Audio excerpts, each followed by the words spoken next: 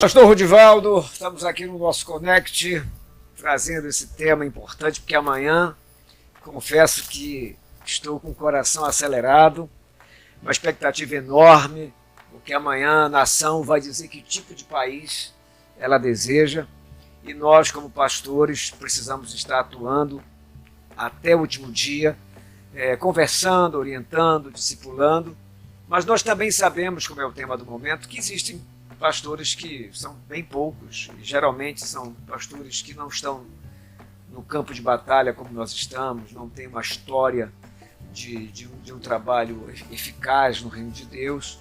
E como é que você pensa? O que faz alguém, um cristão, defender alguém que tem como valores o aborto, a pedofilia, a liberação das drogas?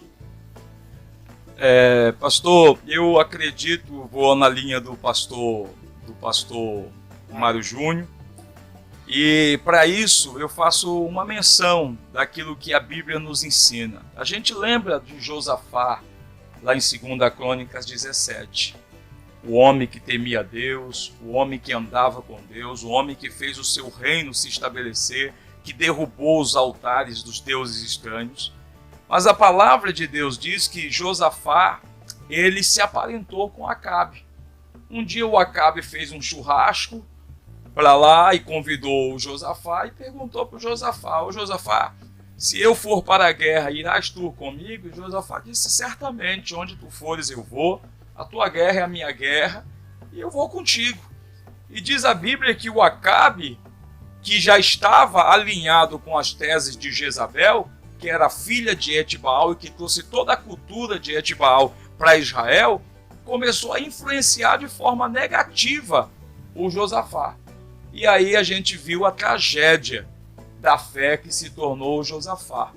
O próprio profeta Jeú foi lá em 2 Crônicas 19:12 e repreendeu Josafá, dizendo: "Ô Josafá, o Senhor mandou te dizer por que devias tu amar quem odeia o Senhor? E por que devias tu ajudar a quem aborrece a Deus?" E aí a gente continua lendo a história de Josafá. Todos os descendentes de Josafá perecem, morrem. Diz a Bíblia que não fica um para assumir o trono de Judá, ou seja, um alinhamento com pessoas que não professavam as ideias de Deus fez com que aquele que era um homem de Deus, que tinha a sua mente alinhada com Deus, se apartasse totalmente de Deus. E o desvio da fé não acontece subitamente. Interessante que Josafá, 3 capítulos anteriores, teve uma grande vitória. 3 exércitos se uniram para lutar contra o seu povo: os amonitas, os moabitas e os edomitas.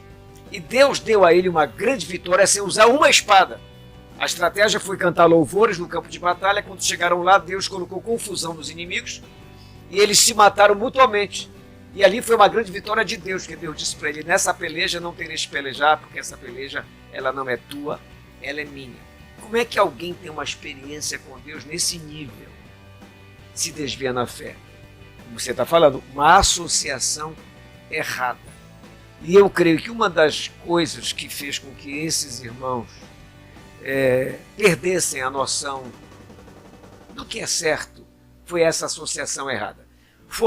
O pecado é tipo um labirinto. Você entra no labirinto. Se não sair logo, a porta de saída fica mais difícil achar. Eles foram lá, entraram no labirinto do engano, foram penetrando e de repente, quando olharam: "Vou sair agora", não consegue, porque não sabe onde está mais a porta. Verdade, é um texto do sábio Salomão que diz que a águia, ela voa nas maiores alturas e a cobra rasteja. E aí, quando nós lemos esse texto, que o sábio está lhe expressando, é que você é o meio que você vive. Se você anda com a cobra que rasteja, você vai rastejar, você vai viver as ideias, a atmosfera da cobra. E se você vive com a águia, aquela que voa nas alturas, você então vai viver numa atmosfera diferente. Eu acredito o que disse o apóstolo São Pedro, pastor Dorival. Ele disse na sua palavra, e é bom que a gente está discutindo aqui o que estamos vendo no mundo secular, mas alinhando com o que a palavra de Deus diz. E o apóstolo Pedro disse: olha, empenhe-se para acrescentar à sua fé virtudes. E quando ele fala, porque se essas qualidades, essas virtudes estiverem crescendo em suas vidas, elas vão impedir que você, no pleno conhecimento do Senhor, seja inoperante e improdutivo. Todavia, se alguém não tem mais essas virtudes, disse Pedro, ele é cego e só vê o que está perto e esqueceu da própria purificação dos seus pecados. Ou seja, a única tese que eu posso concretizar sobre essas pessoas é que elas se tornaram cegas e esqueceram inclusive da purificação dos seus pecados, esqueceram a fé, apostataram a fé, se tornaram o Alexandre, o Latueiro, o Emineu, aqueles que abandonaram a fé e amaram mais o presente século. De um cidadão dizer que entre o tosco e o ladrão ele prefere o ladrão, por favor. Mas isso é a famosa catarata espiritual que o texto que você leu vê, é cego e vê o que está perto. Então a pessoa com catarata só consegue ver o que está bem pertinho. Então essa falta de uma visão clara, cristalina, só ocorre por aquilo que a Bíblia diz em Apocalipse, um conselho que Jesus dá. Aconselho-te que compre de mim colírio para os teus olhos para que veja. Só a porção do Evangelho, a mensagem do Evangelho é capaz de trazer nitidez à visão de alguém que por alguma razão, e as razões que nós colocamos aqui, se desviou da sua rota como líder, como pastor. A gente lamenta demais que isso ocorra, mas graças a Deus que são poucos e a cada dia esses poucos estão se tornando quase que nenhum. Pastor Mário, eu quero falar um pouco sobre aborto. Que aborto é a nossa posição contra o aborto é a liberação dele. Agora, como igreja cristã, nós temos todo o acolhimento às pessoas que no passado, antes de conhecer o Evangelho, terem uma experiência com Cristo, cometeram um aborto, fizeram um aborto. E eu quero dizer a essas pessoas que você precisa conhecer o amor de Jesus, o Cristo que cremos, o Cristo que amamos, é um Cristo que perdoa, é um Cristo que dá oportunidade. Todos nós aqui já fomos alvos dessa misericórdia de Deus e conseguimos retomar a nossa caminhada. Então, para você que vai ouvir esse tema agora sobre aborto, nós queremos dizer a você, se você cometeu um dia esse aborto, sinta-se abraçada por nós, pelo nosso Deus. O nosso Deus é o Deus que te ama e sempre nos dá a oportunidade de recomeçar a nossa vida. Pastor Mário. Pastor Lorival, esse tema, ele é um tema muito doloroso, principalmente quando se fala essas famílias, essas mulheres que sofrem em silêncio. Eu pego o gancho de uma atriz de uma grande emissora de televisão que ela deu testemunho dela, que ela fez um aborto e que ela nunca mais faria, estava se posicionando contra o aborto. Meu amigo, os próprios colegas dela de emissora se voltaram contra e bateram violentamente contra. Então, é um assunto que as pessoas não conseguem entender, que hoje os que estão com narrativas, com projetos dentro do Congresso, dentro das câmaras que estão trabalhando nessa lei, nas surdinas, os nossos missionários são contra essas leis. E tem um posicionamento firme, Claríssimo. tem um posicionamento inegociável, porque nós pregamos a vida e o aborto é a morte. Mas eu queria que todos que estão nos ouvindo entendam uma coisa. Uma mulher que lá no seu passado ela cometeu um aborto por aquele momento de fragilidade, de grande pressão sobre a sua vida, de medo, de cobrança. Ela cometeu naquele momento aquele ato, movida por todas as questões de sentimentos e opressão sobre ela, ela fez. Mas eu quero dizer para essas irmãs que nem os missionários, os que defendem, e como nós todos que estamos aqui, somos contra o aborto, mas defendemos uma coisa: a vida. Nós pegamos, pastor Lorival, pastor Rodivaldo, o Diego, nós da igreja, quantas mulheres que fizeram o aborto nós acolhemos.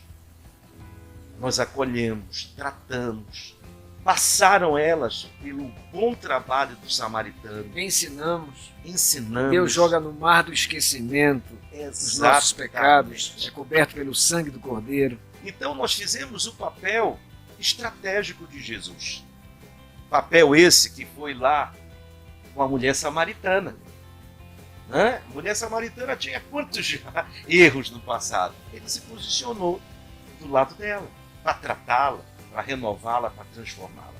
Então hoje a igreja tem este desafio. Nós somos contra, não negociamos esse tipo de projeto, mas somos a favor da vida.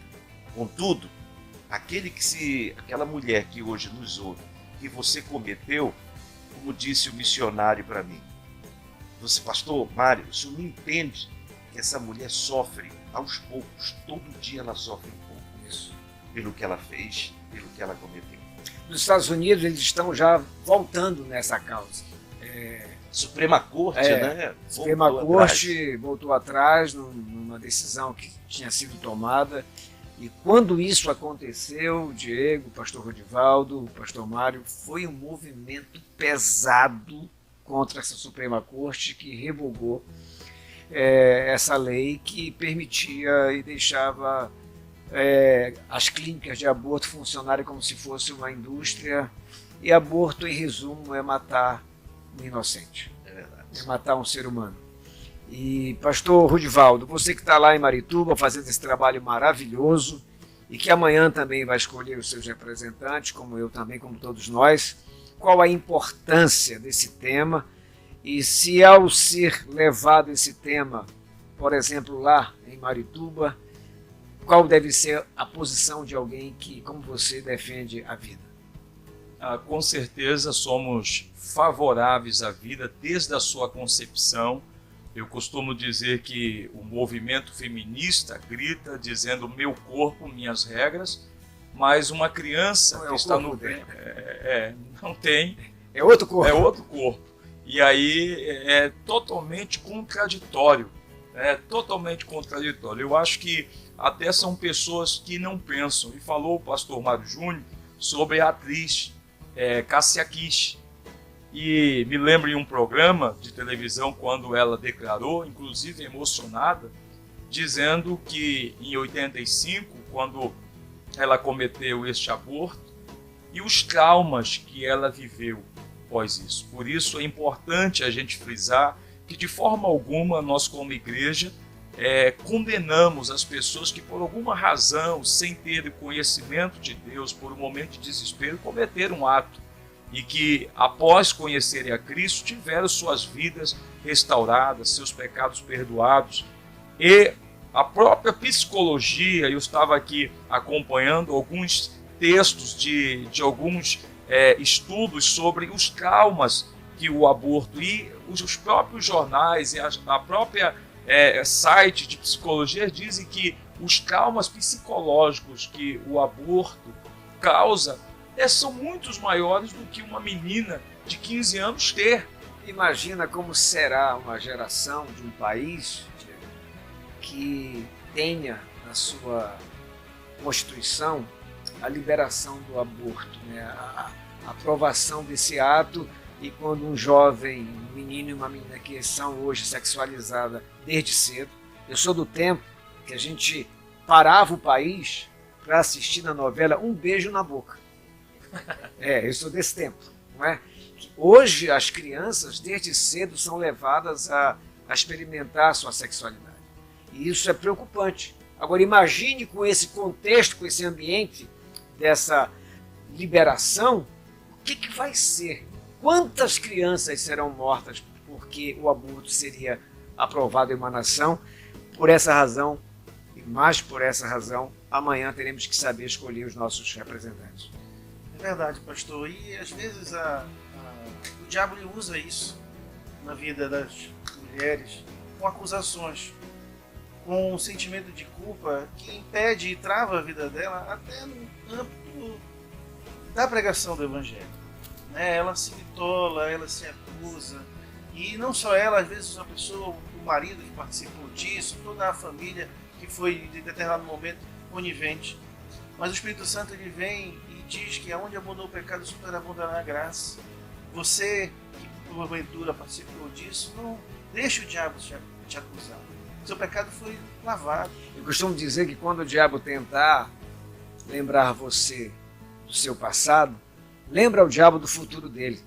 Ele vai ser lançado no lago de fogo de enxofre. Sim. Então ele é o acusador e o nosso Deus, o Espírito Santo, é o consolador. E nós temos a oportunidade, agora nessa eleição, de nos posicionar.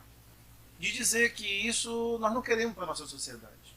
Né? Que, como diz em Jeremias 1,5, né? Desde o ventre da nossa mãe nós fomos escolhidos. Então a gente não sabe o que Deus tem planejado para a vida daquela criança. Por qualquer motivo e qualquer meio que ela tenha vindo. Seja um estupro, seja uma coisa mal planejada, ou muito nova. Mas Deus tem um plano para aquela criança, para aquele ser que está no ventre daquela mãe. E a gente precisa dar essa oportunidade, e a sociedade nossa precisa entender que olhar para isso de uma forma a acolher essa mulher, a dar uma direção para essa criança, ou restaurar essa família, mas não matar, não simplesmente a coisa mais fácil, que é tirar essa criança do ventre da mãe. Uma frase que o Diego disse, pastor Mário, é: nós não queremos isso para a nossa sociedade. Sim, eu não quero. Mas como é que eu vou evitar que isso aconteça? Nós não queremos que aconteça isso na nossa sociedade.